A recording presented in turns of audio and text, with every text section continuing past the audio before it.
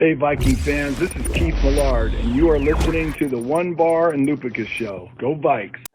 All right, welcome back to the One Bar and Lupicus Show. I am One Bar with Lupicus, and in this episode, we're talking top 5 reasons the Vikings will, in fact, be better in 2021 than they were in 2020. Well, they can't get much worse, right? Right? Am I right? What were they? 7-9? 7-9. Even as bad as that defense was, this was a team that actually was on the verge of making the playoffs. But I think every Vikings fan, and even really anybody who watches the NFL, does expect the Vikings to be much better in 2021. And these are the reasons why that will happen. Yeah, let's dive right into it. Let's start off with the one that gets me very excited. That's Justin Jefferson. Year two of Justin Jefferson. I mean, he blew away rookie records last year. He blew away the NFL with how he came onto the scene. And now he is one more year seasoned, one more year ready to roll, and he's going to be better. Is there any chances you'll show our viewers how excited this gets you? No, not yet. Too early. Yeah, and here's the thing. He did all that with basically no preseason. Yes, he had a training camp, but he didn't have any OTAs. He had no mini camps. This guy's now going to he's got a full year under his belt, and he's going to get the full offseason program to work with to hone his skills. I expect Justin Jefferson to even be better than he was as a rookie, and by quite a bit, to be honest with you, which is hard to believe as good as he was. I mean, this guy's route running was very impressive right out of the gate, and it's only going to get better working with Adam Thielen every day, continuing to grow, continue to work with Kirk Cousins, get that rapport going, get to the point where they sense what the other one is going to do. Justin Jefferson, year 2, is going to be something special. Yeah, I mean, I expect him to be – I guess I expect him to be better. Numbers-wise, it might not be better, but I think he's going to have more of an impact. He's going to draw those opposing defenses to pay a little more attention to him, which are going to help open things up for other guys. So, yes, Justin Jefferson is going to explode on the scene. And the best part is this guy's still only 21 years old. 21 years old. I can't remember when I was 21. No, I bet you can't. So Justin Jefferson, that is one reason right there why the Vikings will be better, believe it or not. Next reason, let's stay on the offensive side of the ball. Let's go with Irv Smith. Kyle Rudolph, Gonzo, he is now, luckily for him, a New York Giant. Congratulations. But Irv Smith has just been that guy that it seems like, we want to get him the ball. Last year he was out for 3 or 4 games, but he's been handed the keys of the tight end position, and it could be electric. Well, and it should be electric. We heard it last year in the preseason. Irv Smith's going to be a key component of our offense. And you just didn't see it. Cousins was honing in on Thielen, honing in on Jefferson once he's finally gotten in the lineup. And all the targets were going those two way. But then later in the season, Irv Smith all of a sudden became kind of a red zone option for Kirk Cousins. It wasn't the way that Kyle Rudolph was used. He's not making these leaping grabs in the back corner of the end zone. He's doing more of these little out routes, quick routes. But he became a weapon in the red zone, which was huge. So I do think Irv Smith, we've been saying it for 2 years now, but this is going to be the year where he really emerges, really busts out, and becomes what everybody thought he was going to be when he was drafted back in 2019. Yeah, this is his moment. I mean, we're going from Kyle Rudolph, who's kind of that just big, kind of lanky target, to Irv Smith and Tyler Conklin, who are the pass catchers, the dynamic guys who get the ball in their hands that can make things happen. So this offense is going to be damn fun to watch, and I think Irv Smith's going to be a big reason for that. All right, screw the offense. Let's go over to the defense. Defense was clearly one of the biggest issues for the Vikings last year. And what is the reason, Lupicus, that they're going to be better this year? Well, I mean, basically, you have a whole different defensive line than you had a year ago. Yeah, Michael Pierce opted out last year, broke our hearts. We were so excited to see him play. Dino Hunter was hurt, so he wasn't there. You got a new end on the other side, whether that's Weatherly, Wanham. Someone's going to start who wasn't there last year. And then you go out and you sign Delvin Tomlinson. So you were one of the worst run defenses in the NFL last year. Just no resistance at all. It was just loose. It was like a run into a windsock. It was just, it was horrible. Oh, look it up. Windsock. I think they used to call you windsock. Called your mom windsock. Anyway. That's not polite. So anyway, the Vikings did it. I mean, this D-line is going to be a complete 360 from what it was last year. You finally got some pass rush on the outside, and you got 2 big run stuffers in the middle. It's going to free up the linebackers. It's going to make things easier for the secondary with that pressure. This defense is going to be amazing, and it all is because of the D-line. Yeah, and you're not kidding. It is a completely different defensive line than last year. It puts guys like Jalen Holmes, if he even makes a team, puts some of these rookies where they should be, behind the starters to hopefully, they can make their mark there. But I'm pretty damn excited about this defensive line. I think it is going to be a complete 360. I think they're going to be. I mean, they were ranked 27th against the run. They were almost dead last in sacks. It was terrible.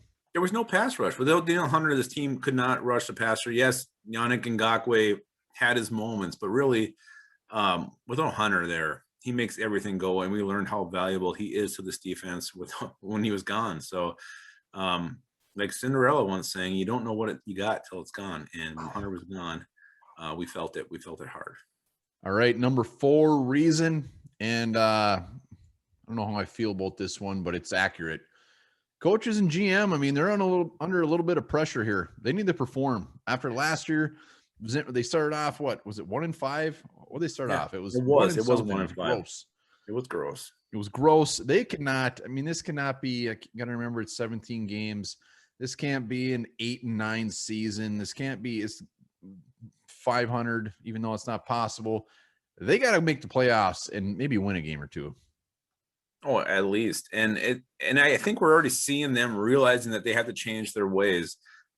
You go out, you sign like this veteran corner like Patrick Peterson, with something the Vikings don't really do, to a 1-year deal, bringing in a big name. And in the draft, they always look for these athletic guards. And then this year they go out and grab Wyatt Davis, who is, he can move, but he is physical. He is mean. So you kind of bring in a different type of player. So you kind of see him making these changes. And Zimmer's already said, we got to get more creative on defense. We got to maybe not keep doing what we're doing. So I expect to see Chaz Surratt used in many different ways. Maybe Anthony Barr gets used in some different ways that we haven't seen before. Mix it up, change it up. And we've already seen it with the moves they made. And I want to see it on the field. Start changing some things so you are ensuring that you're going to win some games. You're being creative. You're being new. And like you said, I mean, the pressure is on this coaching staff. I think if they do get off to a slow start, if Cousins struggles, you're going to start hearing the calls for Mond. Pressure's going to be on Mike Zimmer. And this whole thing could implode early if they're not playing hot right out of the gate. So freshen it up, and a hot start is key for the Vikings this year. Absolutely. Nailed it. I really don't have anything else to add to that. One thing, Clint Kubiak, new offensive coordinator, will say this, is he's pretty much come out and said that he's going to run fairly similar offense, but he's going to pass the ball more. He knows, I mean, his quote when they interviewed him is, they can't keep doing the same thing. They got to keep up with the time. So I like the fact that he said that. They're going to throw the ball more, which will open things up for Dalvin Cook. So hopefully that comes true. Hopefully he's not just saying it, toying with our purple emotions. Well, and then, I mean, and make plays for Irv Smith. Get him, design plays that go to him, make him the number one option, and mix those in. Part of the problem last year was just Kirk Cousins honing in on these targets, forcing things, especially in that Colts game, that week 2 loss. I mean, Cousins was definitely trying to force the ball. Open it up, make it more than just Justin Jefferson, Adam Thielen in the passing game. So I like what Kubiak's saying. It's time. Trying to make things a little more mysterious when it comes to Vikings offense. We keep talking about the tight end position. We all know that Tim Tebow signed with the Jaguars. I put a tweet out earlier today. Which former Viking, if you could put anybody, former Viking quarterback at tight end, who would it be? Who would your guy be? Wait, what now? What was the question? If you could take any former Viking quarterback and move them to tight end, who would it have been? Jesus. Yeah, that's I guess I just go Joe Webb because of the athlete that he was. You look at Culpepper for his size, but I don't know if he could catch. He did the roll. So I think he tried to catch the ball as he was doing his roll. So and he probably would. I don't know if he could or not. So I think I have to go Joe Webb. Yeah, Culpepper definitely won, but Joe Webb was probably a second. I was a little upset. My guy, I wanted Randall Cunningham. Cunningham at tight end, but he's pretty lanky. So I'd also consider Jeff George. There was a Jeff George. And a handful of ponders strictly because they said that way he wouldn't have played quarterback. Yeah, it makes sense. It does make sense. Last one, final reason the Vikings will be better in 2021, and that is the fact that we're just going to have different return specialists. I think we averaged 4 yards a punt. which was dead last, and our kick return was somewhere in the middle. I think it was on the bottom half, but it was just gross. So we dived into that rookie class and the draft class, brought some guys in. It can only improve, and we need that field position, baby. Yeah, field position is huge. Yeah, you know you're in a bad spot when you are replacing the guy that you drafted to replace your punt returners with the guy that you were replacing. So Chad Beebe took over for KJ Osborne as a punt returner by, what was it, week 5 or something? And Osborne just completely, he failed in that role. No wiggle, no burst, no like natural knack for returning punts. Look at what Marcus Sherrills could do. Yeah, he wasn't a great cornerback, but he makes one move, he makes another, and all of a sudden he's gone.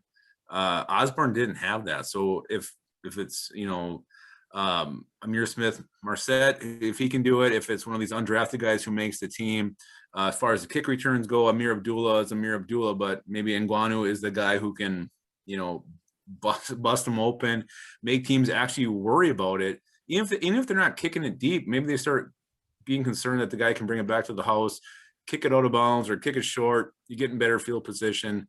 And this would be huge for the Vikings offense, which should be pretty damn potent this year. So, yeah, I do worry, though, about that phrase, it can't get any worse, because we said that about the guards last year when Pat Elflein was in there. Drew Simeon came in, and it did get worse. 4 yards of punt return. It cannot get worse than that. You could do 2 yards of punt return. It's not possible. 4 yards isn't even possible. So it can't get worse. It's going to get better. And that field position is going to help our team, help our defense, help our offense. And I think one of these rookies are going to blow us away, giving us dirty pants in the front and the back, and I can't wait. Yeah, and I think it's huge that that gets settled early. I want to see that maybe get figured out in mini camps, and in the preseason, the guy who it's going to be is getting all the reps. I want to see that happen. Question for you: if you were the Vikings punt returner and you actually caught the ball, what would your average be on a season? I stayed healthy the whole season. Yeah. As a punt returner, I would say, well, last year I think they averaged 4.4 yards. I would say 4.5. And you get one more. Point. Well, just about a couple inches, but yeah. Just because every time you're reaching forward, or what? I just give my all on every play. Appreciate that. Maybe we should do a video of you just returning punts. I mean, 4.4, that's like 3 steps. I don't know how that's possible. Whatever. Well, you watch it. Doesn't matter. You saw it happen. We're going to be better. That's all that matters. And those are our 5 reasons why the Vikings will be better in 2021. Let us know in the comments why you think the Vikings will be better. Yeah, there's probably a few more. There's definitely a few more. This team should be much improved over last year's product. So I'm excited to see how it all shakes out. But yeah, those are 5 reasons we came up with. Drop them down there. And then as you're doing that, maybe think about this a little bit. On Mars, sunsets are blue.